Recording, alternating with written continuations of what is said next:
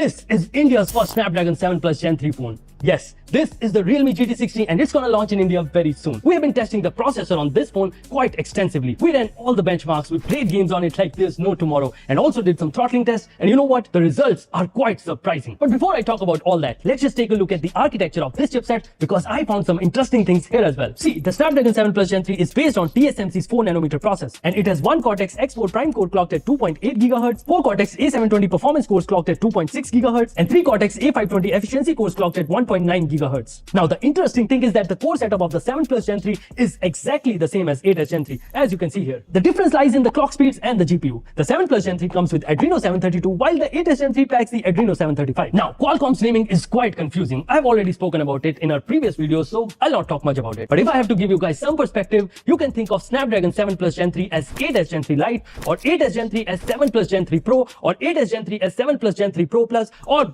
I know you guys are waiting for numbers, so let's just talk about that. In Antutu, this phone scores more than 1.4 million, which is slightly less than the 8S Gen 3, but much better than last year's 7 Plus Gen 2, and slightly higher than the Dimensity 8300 Ultra. The thermals are also handled very well, as the phone reached only 40 degrees with AC turned off, but with AC turned on, things changed drastically. I got a score of around 1.5 million, and the temperature didn't even cross 28 degrees, which is very good. By the way, I also tested UFS 4.0 speeds because you never know these days, but I'm happy to report it's all good there. When it comes to Geekbench CPU, the single core performance is decent with a score of around 1800, and in multi-core it scores above 5000. There is still a slight gap compared to 8 series processors, but it's very close. I also ran CPU throttling test and got some unexpected results. In a 15-minute 20 threads test, it throttled down to 78%, which is not the best, but in a 60-minute 100 threads test, it throttled down to 50%. I ran the test twice to make sure, but the results were always the same. In 3D Mark, it does score good, but the stability takes a hit here as well. Although Snapdragon 7 Plus Gen 3 performance numbers are quite good, but I think there are some optimization issues as well, due to which the throttling results are not up to the mark. And it could be because this is still a pre-production unit, but I think these issues will be resolved at the time of launch. By the way, we ran these benchmarks on the top-end variant of the phone that comes with 12 GB of LPDDR5X RAM and 512 GB of UFS 4.0 storage.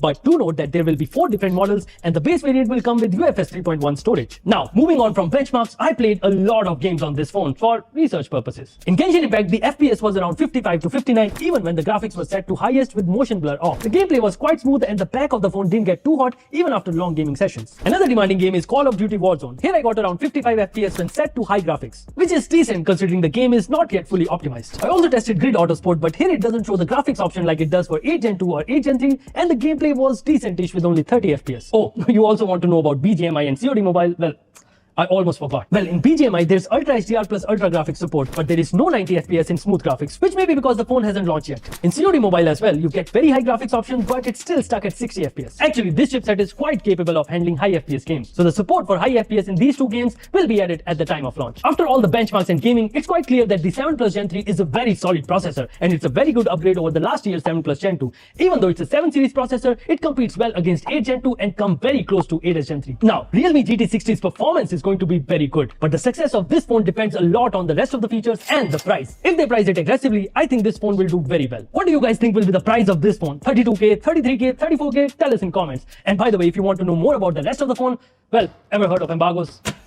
Thank you for watching, and I'll see you in the next one.